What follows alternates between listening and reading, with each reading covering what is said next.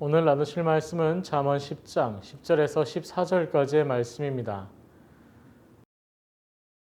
눈짓하는 자는 근심을 끼치고 입이 미련한 자는 멸망하느니라.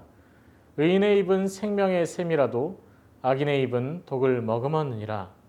미움은 다툼을 일으켜도 사랑은 모든 허물을 가리느니라. 명철한 자의 입술에는 지혜가 있어도 지혜 없는 자의 등을 위하여는 채찍이 있느니라. 지혜로운 자는 지식을 간직하거니와 미련한 자의 입은 멸망에 가까우니라. 아멘. 하나님이 하십니다. 말씀으로 승리합시다. 오늘 나누시는 본문 잠언 10장은 솔로몬의 잠언으로 재물과 말에 대한 격언들입니다. 특별히 잠언 10장 10절에서 14절은 말에 대한 격언을 다루고 있습니다. 솔로몬은 성경상의 가장 지혜로운 왕이며 또 가장 부유했던 왕입니다. 지금도 이스라엘의 유대인들은 솔로몬 왕의 업적을 높게 기리고 있습니다. 솔로몬 왕이 재물과 말에 대하여 자만할 수 있는 이유는 그 어느 누구보다 세상의 재물을 많이 가져본 사람이 솔로몬 왕이며 또 무수한 말을 하고 판결했던 지혜를 가진 사람 또한 솔로몬이기 때문입니다. 솔로몬의 지혜는 세상의 왕들을 감동하게 할 만한 위대한 지혜였다고 합니다.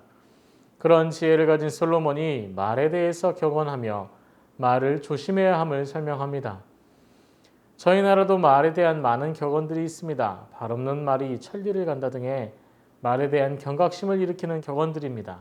말은 사람의 인생을 천국으로 바꾸기도 하지만 지옥으로 바꾸기도 합니다. 말은 꽃밭을 가꾸는 것 같습니다. 말에 대한 경각심을 주는 말씀이 성경에 기록되어 있는데 야고보서 3장 6절의 말씀입니다. 야고보서 3장 6절은 혀는 곧 불이요 불의 세계라. 혀는 우리 지체 중에서 온몸을 더럽히고 삶의 수레바퀴를 불사르나니 그 사르는 것이 지옥불에서 나느니라 라고 말씀합니다. 말을 바라는 혀가 곧 불이라고 말씀합니다. 이 혀가 하는 일, 즉 말로 인해 벌어지는 일이 끔찍해질 수 있음을 말씀하고 있습니다. 잘못된 말은 그 삶의 수레바퀴를 태우고 파괴한다고 합니다. 11절에 의인의 입은 생명의 샘이라도 악인의 입은 독을 머금었느니라 라고 말씀합니다. 말 한마디로 사람의 생명이 보존되기도 또 잃기도 합니다. 위기에 처한 사람에게 위로와 위안이 되는 평안의 말을 한다면 어떤 일이 벌어지게 될까요? 그 극한의 고독과 슬픔에서 조금의 위안으로 인해 그 고통에서 탈출할 수 있도록 하고 새로운 삶을 꿈꾸게 할 것입니다. 하지만 고난을 당한 사람에게 저주와 폭언을 일삼게 된다면 어떤 일이 벌어지게 될까요? 그 저주와 폭언으로 인해 듣는 이의 삶을 망가뜨리고 또 고통의 수렁으로 밀어넣게 될 것입니다. 유대인들은 자녀의 이름을 지을 때 의미를 잘 생각하여 짓는다고 합니다. 성경에도 그 이름을 따라 삶을 살아가는 인물들을 볼 수 있습니다. 이를 신학 용어로 자성애언이라고 합니다. 그 아이가 그 이름으로 불려질 때 불려지는 이름의 뜻과 의미대로 살아가도록 한다는 의미입니다. 우리나라 또한 자녀의 이름을 잘 지어서 부르도록 하는 것이 자녀의 삶을 그 이름대로 살아가도록 하기 때문에 사람들에게 잘 불려지도록 짓습니다. 그 삶을 자녀가 살아갈 것이라고 생각하기 때문에 더 성의껏 그 이름을 짓는 것이죠. 그 이름에는 아주 중요한 축복의 의미를 가지고 있습니다. 11절의 말씀처럼 그리스도인은 의인의 입을 가진 사람이 되어야 합니다. 의인의 입은 다른 사람의 삶의 자리를 빛나게 합니다. 어둡고 어려운 상황 속에도 빛을 발하게 합니다. 하지만 악인의 입은 좋은 상황마저 더 좋지 못한 상황으로 만들며 더 힘겨운 상황으로 환경을 이끌어갑니다. 야고보서 3장 10절은 축복과 저주를 할 수 있는 입에 대하여 이렇게 표현합니다. 한 입에서 찬송과 저주가 나는도다. 내 형제들아 이것이 마땅하지 아니하니라. 사랑하는 성도 여러분, 우리의 말은 하나님의 복된 말씀을 선포하며 나누는 축복된 역할을 하는 곳입니다. 그런데 이 입을 통해서 다른 사람을 저주하고 또 모욕하는 것은 옳지 않다고 말씀하고 있습니다. 이어서 12절 말씀에는 미움은 다툼을 일으켜도 사랑은 모든 허물을 가리느니라 라고 말씀합니다. 야고보서 3장 7절과 8절은 우리의 말을 능히 길들일 수 없을 것이라고 말씀하고 있습니다.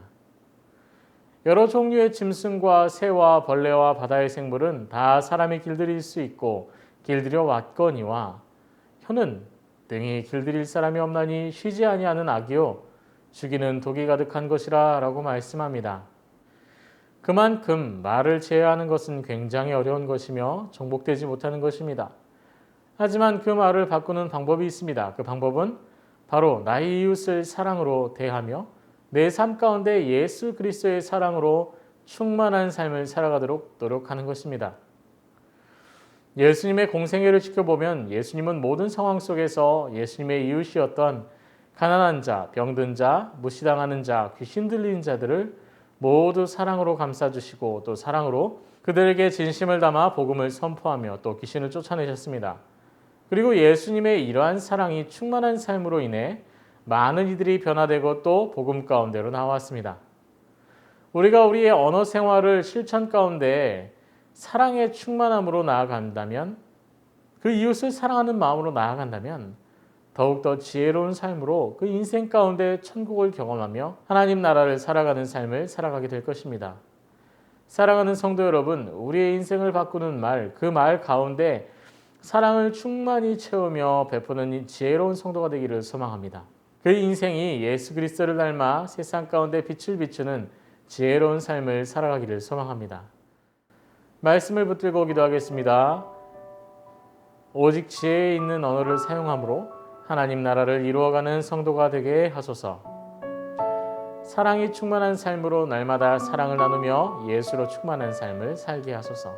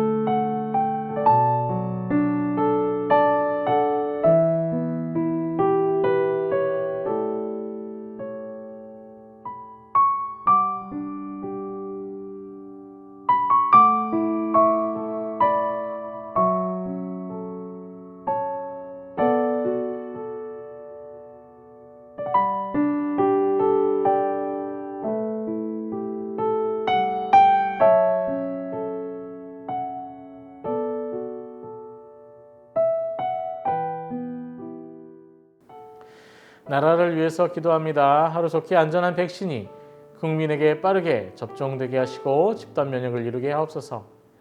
대한민국이 세계 열강 가운데 복음의 선진국이요 믿음의 나라로 현명하게 운영되는 선한 나라가 되게 하옵소서.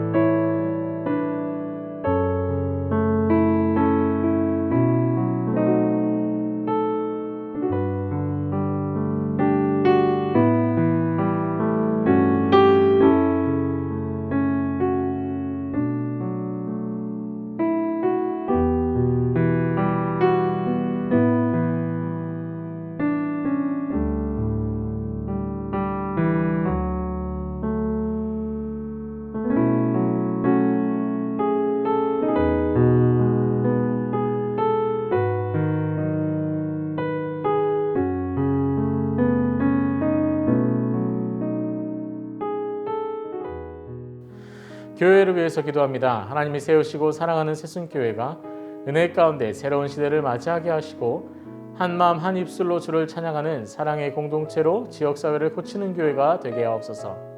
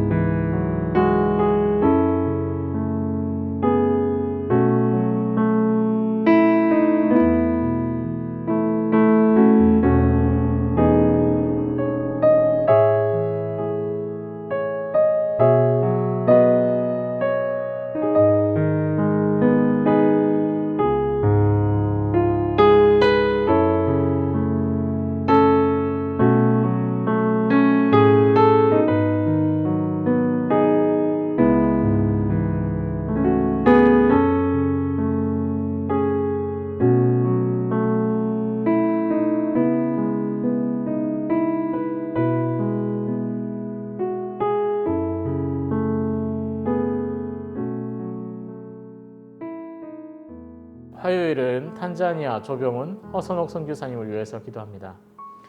우기가 좀 늦었는데 물난리가 나지 않게 적당히 비를 주셔서 옥수수와 콩이 잘 자라 올해 풍년이 들도록 하옵소서. 코로나가 더 심해지고 있는데 미션스쿨 아이들을 주님의 안전으로 지켜 주옵소서. 판으를 위해서 기도합니다. 김은혜 집사님, 김영자 권사님, 김찬준 집사님, 정순금 권사님, 김봉남 권사님, 조금열 집사님, 안행순 집사님, 최혁기 성도님, 정성혜 집사님, 어머님을 위해서 기도해 주시길 바랍니다.